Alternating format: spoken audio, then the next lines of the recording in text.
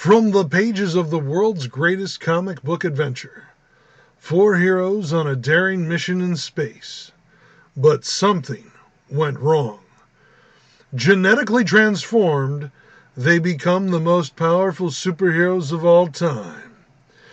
It's clobbering time.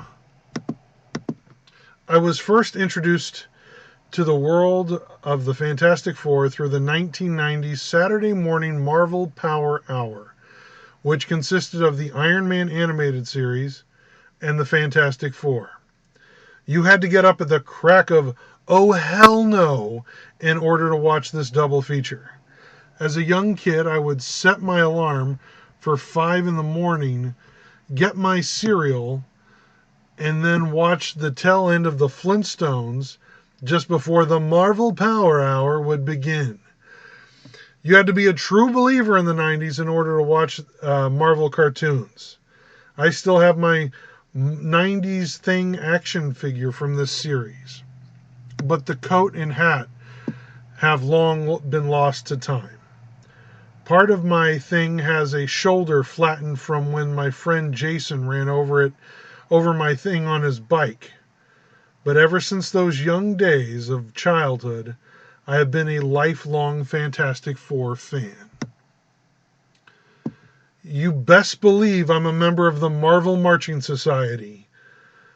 The relationship between Johnny Storm and Crystal broke my heart as a young man. As a heavy-set kid, it was all impossible not to feel like the Thing sometimes. I know his pain. I know his anger. When the 2005 Fantastic Four film came, I remember being annoyed because they released it on the 5th of July, a Thursday. Why not release it one day earlier on the 4th? Make the effort, Fox. No wonder you were bought by Disney. I liked the 2005 film. I still like it. The sequel, Rise of the Silver Surfer, has one of my favorite monologues in any superhero film. When Reed Richards tells off a general from the U.S.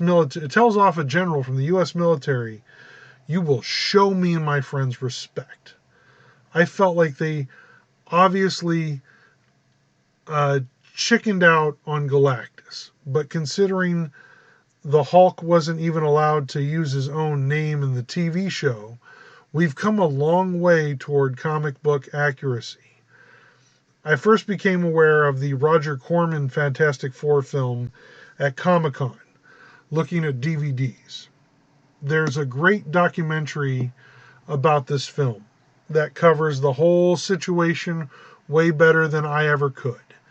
They made some decisions that I'm not necessarily completely comfortable with, but as a Fantastic Four film, it was way more enjoyable than the 2015 Josh Tank film.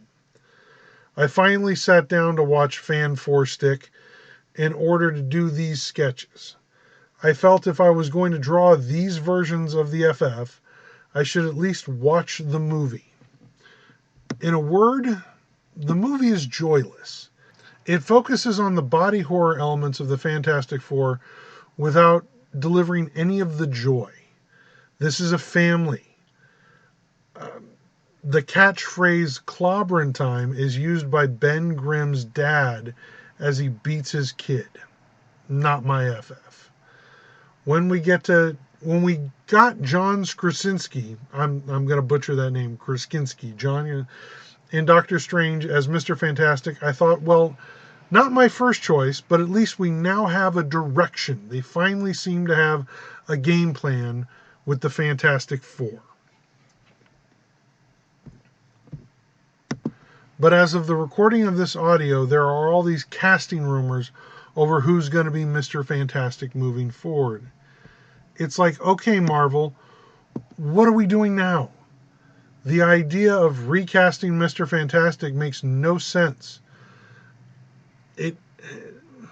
It makes me so upset that I really don't want to see anyone else as Reed. Why use John in the first place if that wasn't going to be your guy in the blue suit moving forward? The whole thing just makes me disappointed.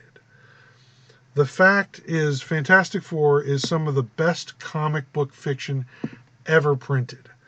I look forward to whatever Marvel Studios gives us, but I already have the best adaptation the best adaptation in the 90s Fantastic Four cartoon. I have the big box set that came out a few years ago. I bought it when I was a member of the Disney Movie Club. After Disney bought Marvel Studios, some of the DVDs produced by other companies showed up on the Disney Movie Club selection. When I told the woman on the phone what I wanted to buy, she was convinced I was confused.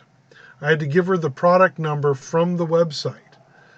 But that kind of sums up Marvel. Ever since Disney bought the company, it's harder and harder to get the things that we want from Marvel Studios. There are Marvel shows out there now that I just don't want to watch. But when I was a kid, I'd get up at the ass crack of dawn in order to watch the Fantastic Four. Patreon.com/Destiny Comics.